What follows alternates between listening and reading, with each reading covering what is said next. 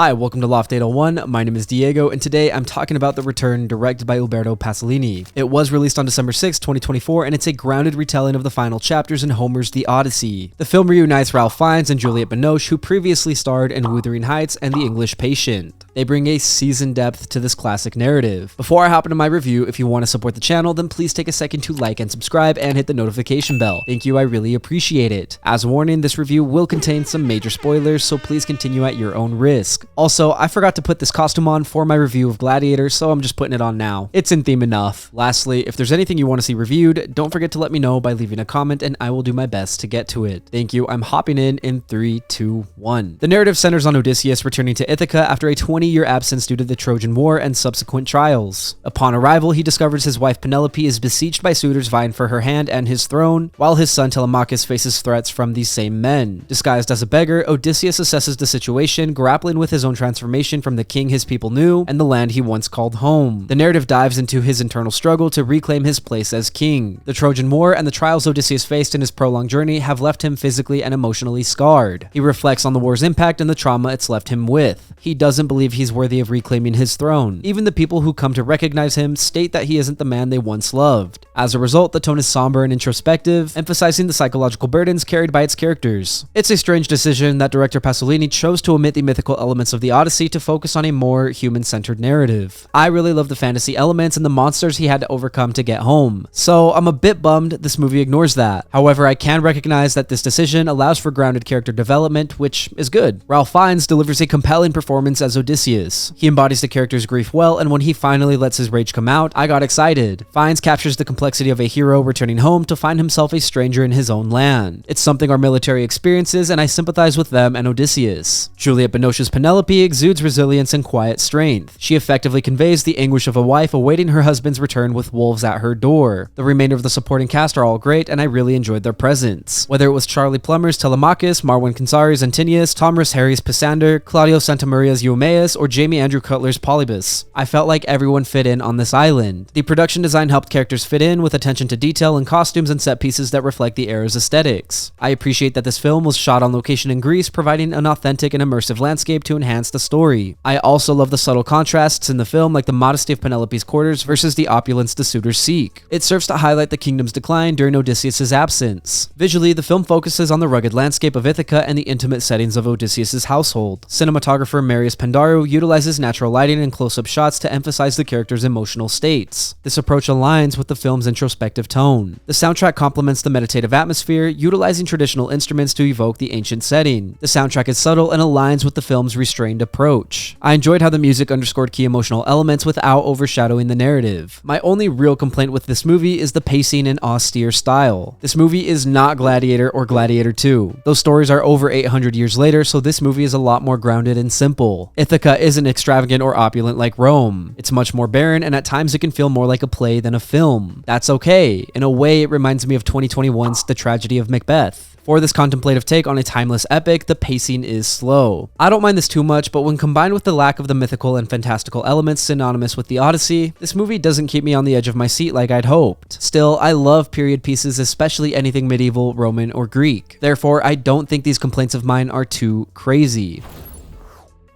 The Return is a reflective and grounded adaptation that dares to strip away the fantastical elements of the Odyssey to focus on the human drama at its core. While the pacing and austere style may not captivate every viewer, the film succeeds in exploring themes of trauma, identity, and resilience. Ralph Fiennes and Juliette Binoche anchor the story with masterful performances, breathing life into Odysseus and Penelope's emotional struggles. The stunning Greek landscapes, thoughtful production design, and subtle score immerse the audience in Ithaca's world, even as the narrative leans more towards introspection than action. Though I miss the mythical creatures and high-stakes adventures that typically define the Odyssey, I appreciate the film's commitment to character-driven storytelling. The Return may not satisfy those seeking epic spectacle, but for fans of grounded period dramas and intimate narratives, it offers a solid experience. I think general audiences will find this movie to be okay, but I personally liked it and would recommend it anyways. Thank you for listening to my review of The Return. If you enjoyed the content, leave a like and hit subscribe. If you did not enjoy the content, thank you for sticking around. As always, I would love to read what you have to say, so leave a comment and let me know what you're thinking. Also, if there's something you want to see reviewed, don't forget to let me know and I will do my best to get to it. Lastly, if you want to see some more from me, then you can check out my vlogs linked up above or my podcast, Goodfriends. Again, thank you for watching. My name is Diego and I will see you next time.